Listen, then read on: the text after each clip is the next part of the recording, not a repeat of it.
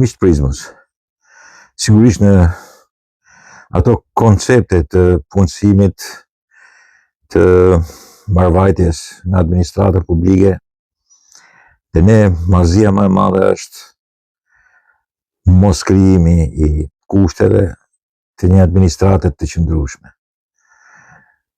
profesioniste, jo të emërueshme, jo të regjistrueshme dhe të regjistrueshme, të shkarkueshme dhe njëkohësisht të dobët për sa i përket sigurisë në punë.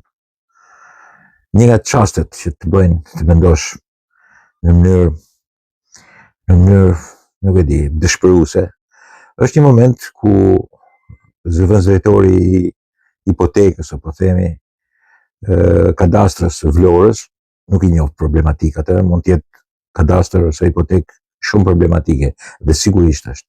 Po aty ishin një sasi impresionante femnash që kishin pasur një zëvendës drejtor, i cili sigurisht ishte në Tiranë, shkonte e vinte, si me thënë, bëte zëvendës drejtorin aty, i cili u shkarkua sepse sipas shtypit kuptohet kishte kundërshtuar, si me thënë, largimin e kadastrës për aty, dhe sigurisht ka disa ditë që thonë pse po na hiqni, për çfarë na çonin në Tiranë, pse po e çonin kadastrën e Vlorës në Tiranë.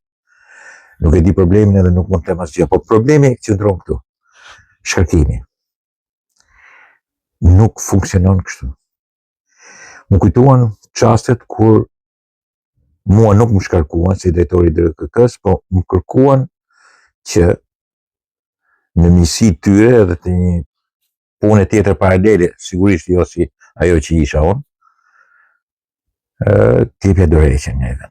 Sepse do më zëvendësonin me një no-name no face që do të partia, bile në momentin që vjen ministria dhe zëvendës ministri në zyrë, jo për të më larguar, por të thënë që ka punuar mirë, do ta çojmë një vend tjetër, po e zëvendësoj me këtë no-name no face, një folklorike periferike që s'kishte as pasaportizim në atë kohë në Shkodër, pasaportizim nuk ishte, zëvendësonte një shkodran e kontribute, sigurisht në trashëgimni, kishte punuar gjatë shumë viteve në trashëgimni kulturore, në muze bie fjala, kishte fituar konkursin, po partia nuk donte që të vendoste njeriu e saj i cili s'kishte asnjë,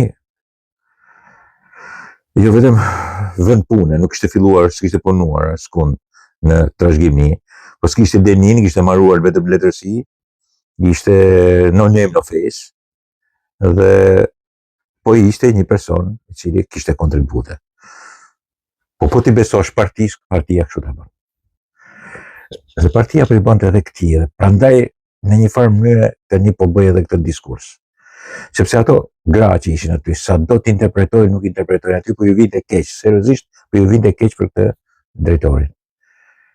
Dhe realisht më kujtoi veten, pavarësisht se nuk ishte e njëjta, atë po e shkarkojnë mua, më bën që t'jepja në përhatët ministres, edhe sidomos zëvendës ministrit, dhe as dorëheqje. Mund bëja dhe luftë, sigurisht dikur do më t'niqnin, por deri atëherë isha drejtori më i mirë, pastaj për një moment partia dhe çfarë bëjnë? Një dorë grasht partisë, po e them Partisë Socialiste, po e shoqëronin këtë që do më zëvendësonte mua, që ishte no name no face, dhe me gëzim të madh që po ishte një qytetar të Shkodrës për ta zëvendësuar me një të manjohur fare. Gratë e Partisë Socialiste në Shkodër. Jo të gjitha gratë, një pjesë, 2-3. Njëra ishte në qark, tjetra ishte si nën prefekte, tjetra ishte kontribuente e Partisë Socialiste, të treja kishin ardhur aty, si të më thoshin mua, shiko si çfarë po të bëjmë ne, partia po të heqim nga puna. Tipike kjo. Kështu po ja bëshin edhe këtij drejtorit. Këto veprime janë veprime lëtyrash. Janë veprime që nuk e rregullojnë kur administratën. E godasin atë. Vendosin njerëz të hurit e litarit, njerëz që jo vetëm që s'kan të bëjnë me profesionalizmin, por pastaj fillojnë e bëjnë punë të tyre të zakonshme, hajnite dhe punë të influencës edhe siç bëhen kadastra, siç bëhen hipoteka. Mos kujtoni se bëhen punë të mira. Ju e dini që nuk bëhen punë të mira. Edhe nëse është problematike ajo e Vlorës, sigurisht që është problematike, kështu nuk zgjidhen problemet. Kjo ishte e parë. E dyta është një pjesë e një një dukurie natyrore të dy rrjedhjeve të bunës, daljes nga liçeni, krijimit të bunës dhe bashkimit të bunës me drinin. Në një moment që drini nuk është i pastër, edhe buna është më e pastër, ato nuk pranojnë të bashkohen me njëherë. Prandaj kam bërë këtë klipin. Dëgjohen. Miq Prizmës, besoj se e shikoni rrjedhën. Unë jam këtu sipër ke shtëpia e gjyshit edhe poshtë me shifet pikërisht bashkimi i daljes së liçenit, formimit të bunës, por bunës vërtet në bashkim me drinin. Këto kushte tani që po e shohit, i kam dalë diellit përballë, kam pak problem, po vetëm kështu mund ta shihni mirë. Është një rrjedhë ndarë për gjys, nuk duan të bashkohen bashkë. Atë pikërisht ky është momenti për të bërë një reflektim. Nuk kanë pikën e dëshirës që të bashkohen. Bashkohen diku poshtë xhamis, nëse e shikoni. Domethënë bëjnë një 300-400 metra, gjys kilometri derisa bashkohen. Sepse sigurisht, në ato parime ultramajtiste, relativiste, të çmenura, të deri tanishme, sidomos 25-30 viteve të fundit, për të bërë të bashkueshme, të pabashkueshmen, kanë lindur edhe konflikte të jashtëzakonshme, politike, ideologjike, filozofike, të ne edhe folklorike, sepse sigurisht në një retrokulturë të jashtëzakonshme tonë ndodhen këto fenomene, por dhe natyra nuk do të bashkohet. Sigurisht buna del e pastër, drini është bërë pisur kurës. Qillon shpeshherë që drini është edhe më i pastër se sa buna, po kësaj radhe është nyhet sepse normalisht ka pas shira, ka pas rrjedhje, e bëjnë pjesë. Por nuk bashkohen me njëherë a priori, nuk duan. Kanë cilësi fizike të ndryshme nga njëra tjetra dhe nuk duan të bashkohen. Jo më njerëzit. Do ta vazhdoj në një farë mënyrë edhe bisedën time në këtë rast, por ajo që mund të them është që nuk kam pse bashkohen, pse duhet bashkohen. Këto një farë kohë, nuk mund bashkohet një diçka e bërë pis me një të pastër. Pse u dashkan bërë pis të dyja? Ky është si koncept. Dhe këtë desha që trajtoj me ju. Pra nuk duan bashkohen. Dhe duke e marrë parasysh filozofikisht e politikisht ke njeriu, nuk kam se të nyhet edhe njeriu. Duhet të mësojmë që ai që është i nym në korrupsion, që do të përfitojë, do patjetër që të nyesh edhe ti si ai nyshet ka armik. Mirë po është detyra jonë mos bashkohemi, kur nuk bashkohet as natyra. Nuk ka qef, nuk do, buna kur është më e pastër, nuk bashko me drinin. Ndodh edhe kundërta, drini njëherë është më i pastër se buna është pak më e nyt, nuk do të bashkohet edhe ai. Dhe dallohen. Po kryesisht kur bëhet drini pis, që merr dhumnat gjatë rrugës, buna i reziston për 500 metra, 600 metra. Pastaj bashkohen e bëhen pistë të dy palët. Pse u dashka të relativizohemi deri në këtë pikë dhe patjetër të bashkohemi me pislekun. Për çfarë duhet?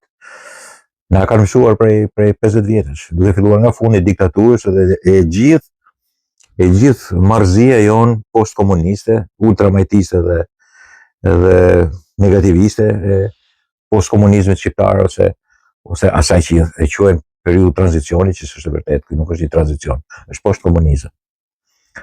Pse u dashka bashkuar? Ashtu si kundër buna i reziston drinit, nyç, edhe ne duhet të rezistojmë tundimit për të në, për të bërë pisë si gjithë tjerët. Patjetër do të jeti korruptuar ai, do të korruptohemi të gjithë, se 2-3 vetave ty janë tek që të korruptohen. Jo më valla, s'du më, jo po je idiot, je gomar. Dakord, e pranoj, jam idiot, jam gomar, por nuk du me keni korruptuar. As nuk du me kenë hajdut. S'kam qef, do të jetoj kështu një dhomë i guzhinë, siç kam. Fukara gjithë jetën, por hajnë nuk mund të bëhen.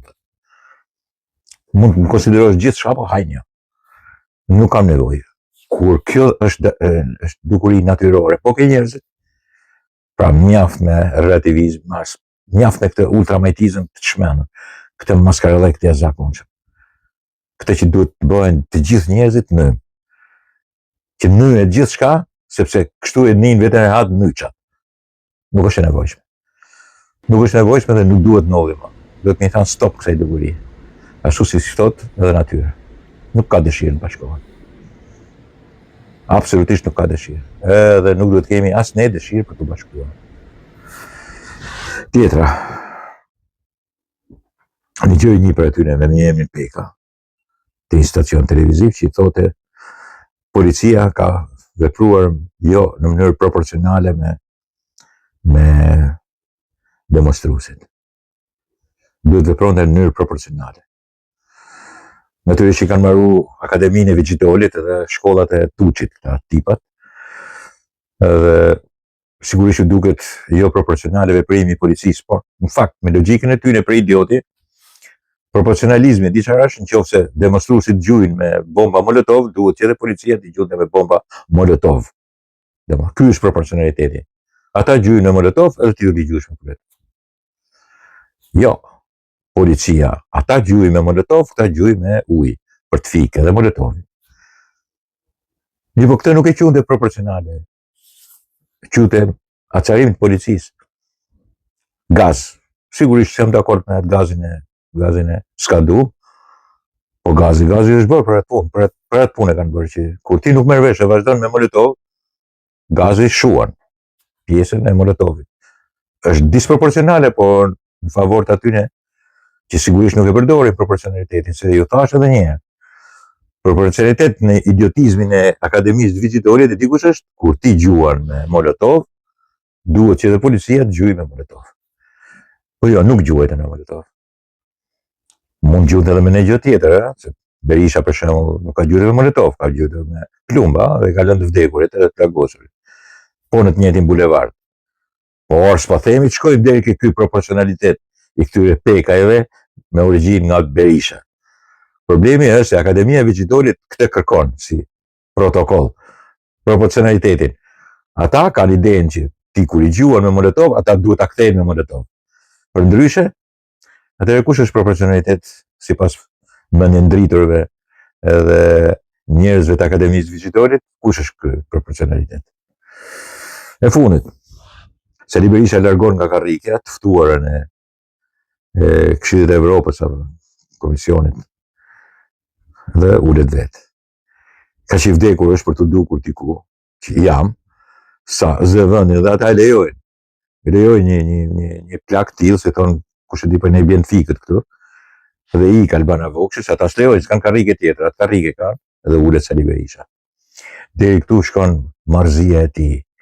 Marzia e një deliranti plak, folk bolshevik që sigurisht e kupton që është në humbje, po do me pa tjetër që këtë humbje ta kthej në favor ti, jo të marri pushtetin, po të mbaj partinë të lidhur, sepse sa vinë ditët dhe plotësohen kushtet që ati mos i shkojnë më mrapa as kërkush. Në gjithë partinë demokratike edhe Sali Berishën, sot e din që me të nuk kanë për të ardhur kurrë në pushtet. Dhe sigurisht janë lodhur. E din që e ka tepruar një farë mënyre me gjime shumë element korruptiv të qeverisë sotme, arrogancë dhe marzira nga më të ndryshmet, por janë të bindur që edhe pse ndodh kështu në diskursin e konsumimit të pushtetit, një pushtetit 13 vjeçar, këta janë të konsumuar mirë në pushtet deri 2013, por edhe në opozit nga 2013 deri 2026. Dhe për më tepër, pronari, shpallja pron e Partisë Demokratike i nxjerr masane në mënyrë të përbindshme, të qartë jashtë rrugës për pushtet. Nuk ka parti pron që vjen në pushtet. Sado që kemi një popull problematik edhe në botë kuptimin e tij për një demokracinë dhe për lirinë, deri këtu nuk më rrin. Nuk mund të binë pushtet një parti që është pronë e njeriut. Dhe pikërisht Partia Demokratike e sotme, jo demokratët janë qenë tjetër, është pronë e Sali Berishës, e Shkënxen Berishës, e Argitës edhe Liri Berishës, e familjes tyre, e Abit e të tjerëve. Por nuk është pronë e demokratëve. Demokratët janë jetim, s'kan parti. Dhe Berisha kërkon pa tjetër një karrige që tulet ta shohin ato të Evropës. Cilë karrige? Karrigen e Albana Vokshit. Dakord, miqtë e mi?